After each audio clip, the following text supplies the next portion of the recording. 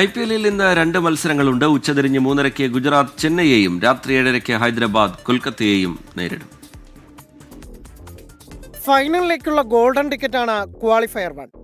Point പട്ടികയിൽ ആദ്യ 2 സ്ഥാനങ്ങളിലെത്തുന്ന 2 ടീമുകളുടെ പോരാട്ടം. ജയിക്കുന്നവർ നേരിട്ട് ഫൈനലിലേക്ക്, തോൽക്കുന്നവർക്ക് ഫൈനലിലെത്താൻ വീണ്ടും ഒരു അവസരം. ഇന്ന് ചെന്നൈ സൂപ്പർ കിങ്സിനെ മലർത്തിയടിച്ചാൽ ഗുജറാത്ത് ടൈറ്റൻസിന് ആ ഗോൾഡൻ ടിക്കറ്റ് അടിക്കാം. 13 മത്സരങ്ങളിൽ 18 പോയിന്റുള്ള ശുഭ്മാൻ ഗില്ലിനും സംഘത്തിനും ഈയൊരു ജയം മതി ടോപ്പ് 2 ഫിനിഷ് ഉറപ്പിക്കാൻ. ചരിത്രത്തിലെ ഏറ്റവും മോശം പ്രകടനമെന്ന നാണക്കേട് ഒഴിവാക്കാനാണ് ചെന്നൈ സൂപ്പർ കിങ്സിന്റെ ശ്രമം.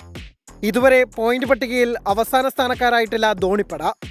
13 മത്സരങ്ങളിൽ 10 തോറ്റ ചെന്നൈക്ക് ഇന്ന് വൻ ജയമില്ലെങ്കിൽ ആ നാണക്കേട് ആദ്യമായി പേറേണ്ടി വരും.